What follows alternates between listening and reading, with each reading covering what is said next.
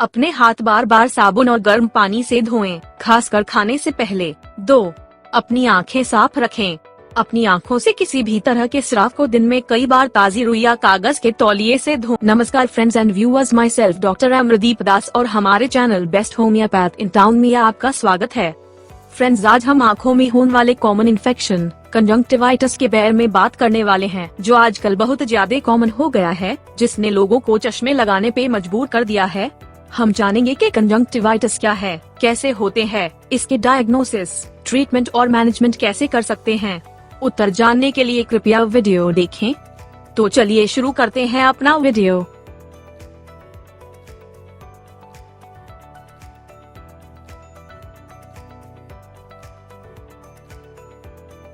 Conjunctivitis, जिसे pink आई के नाम से भी जाना जाता है, कंजंक्टिवा की सूजन है।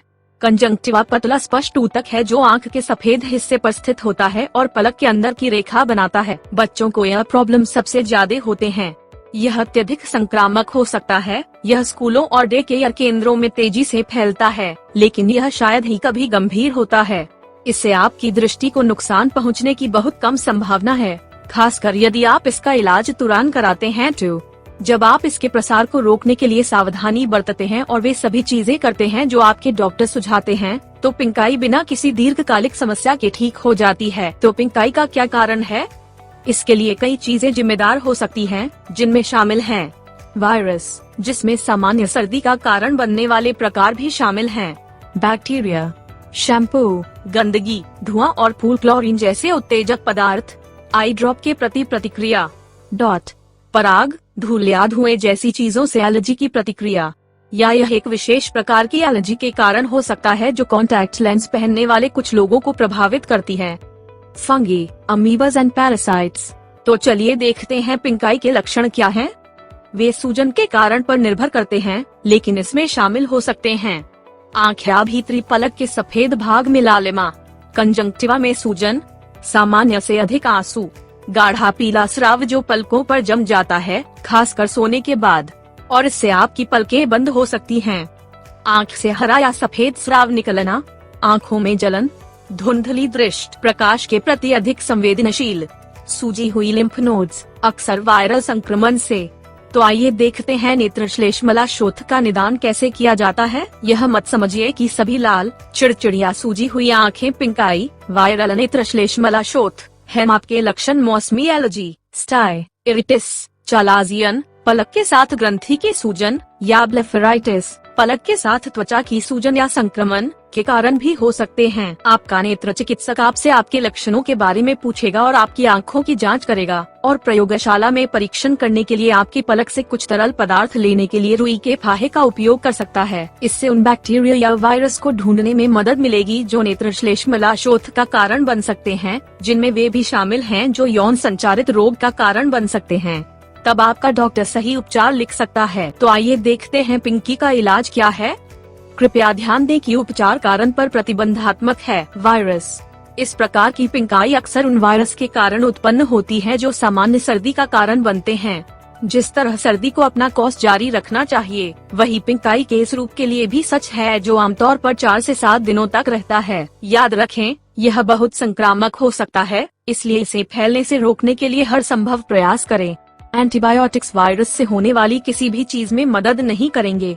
हर्पीस वायरस के कारण होने वाली पिंक आई बहुत गंभीर हो सकती है और इसके लिए प्रिस्क्रिप्शन एंटीवायरल आई ड्रॉप, मलहम या गोलियों की आवश्यकता हो सकती है। बैक्टीरिया, यदि बैक्टीरिया, जिनमें एसटीडी से संबंधित बैक्टीरिया भी शामिल हैं, आपकी गुलाबी आंख का कारण बनते हैं, तो आप एंटीबायोटिक्स लेंगे। आपको 5 से 7 दिनों के लिए दिन में 3 से 4 बार अपनी पलक के अंदर आई ड्रॉप या मलहम लगाने की आवश्यकता हो सकती है। अधिक जिद्दी संक्रमणों के लिए या गोनोरिया या क्लैमाइडिया के कारण गुलाबी आंख के दुर्लभ मामलों के लिए आपको मौखिक एंटीबायोटिक मिल सकता है। आप कई दिनों तक गोलियां लेंगे। 1 सप्ताह के भीतर संक्रमण में सुधार होना चाहिए। लक्षण दूर होने के बाद भी अपने डॉक्टर के निर्देशानुसार दवाएं लें या उपयोग करें। चिड़चिड़ाहट, किसी जलन पैदा करने वाले पदार्थ के कारण होने वाली गुलाबी आंख के लिए उस पदार्थ को आंख से 5 मिनट तक धोने के लिए पानी का उपयोग करें। आपकी आँखों में 4 घंटे के भीतर सुधार होना शुरू हो जाना चाहिए। यदि आपका नेत्र श्लेष्मलाशोथ एसिड या क्षारीय पदार्थ जैसे ब्लीच के कारण हुआ है, तो तुरंत आँखों को ढेर सारे पानी से धोएं और तुरंत अपने डॉक्टर को बुलाएं। एलर्जी से जुड़े नेत्र श्लेष्मलाशोथ में एक बार एलर्जी का इलाज कराने और एलर्जी ट्रिगर से बचने के बाद सुधार होना चाहिए। इस बीच एंटीहिस्टामाइन, मौखिक या बूंदें राहत दे सकते हैं, लेकिन याद रखें कि यदि आपकी आंखें सूखी हैं, तो मुंह से एंटीहिस्टामाइन लेने से आपकी आंखें और भी शुष्क हो सकती हैं। अगर आपको लगता है कि आपकी गुलाबी आंख किसी एलर्जी के कारण है, तो अपने डॉक्टर से मिलें। यह सुनिश्चित करने के लिए कि दी गई दवा से आपकी गुलाबी आंख में सुधार हो रहा है। आपका नेत्र चिकित्सक आपको कई दिनों में वापस आने के लिए कह सकता है। अब देखते हैं गुलाबी आंख के लक्षणों से राहत पाने के लिए क्या किया जा सकता है। 1. अपने हाथ बार बार साबुन और गर्म पानी से धोएं, खासकर खाने से पहले। 2. अपनी आंखें साफ रखें। अपनी आंखों से किसी भी तरह के स्राव को दिन में कई बार ताज़ी रुई या कागज के तौलिए से धोएं। बाद में कॉटन बॉल या कागज के तौलिए को हटा दें और अपने हाथों को साबुन और गर्म पानी से धो लें। 3. जब तक संक्रमण दूर न हो जाए, तब तक अपने तकिए का कवर हर दिन धोएं या बदलें। जब आप कपड़े धोते हैं, तो अपने बिस्तर के लिनन, तकिए और तौलिए को गर्म पानी और डिटर्जेंट से साफ करें। अपने तौलिए, वॉश क्लॉथ और तकिए को दूसरों से अलग रखें या कागज के तौलिए का उपयोग करें। 4. अपनी संक्रमित आँख को अपनी उंगलियों से न छुएं या रगड़ें नहीं। पोंछने के लिए टिश्यू का प्रयोग करें। 5. आँखों का मेकअप, आई ड्रॉप या कॉन्टैक्ट लेंस न पहनें और न ही कभी साझा करें।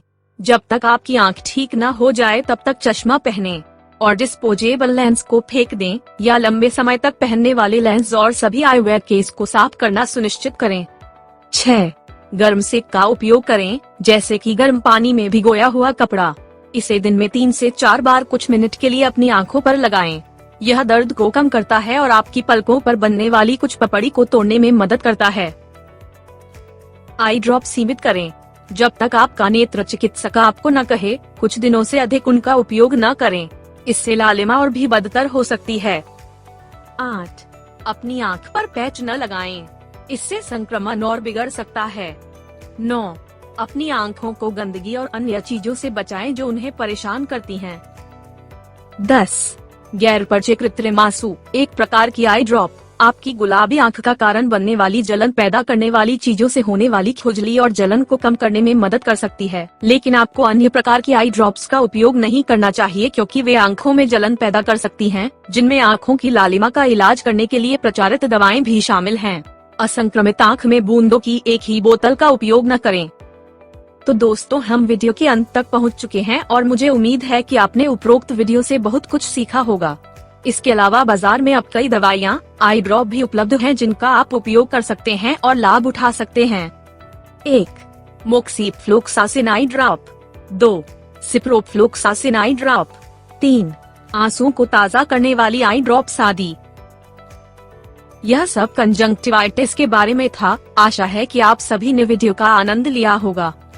अगले वीडियो में आप सभी से फिर मुलाकात होगी। तब तक के लिए अलविदा।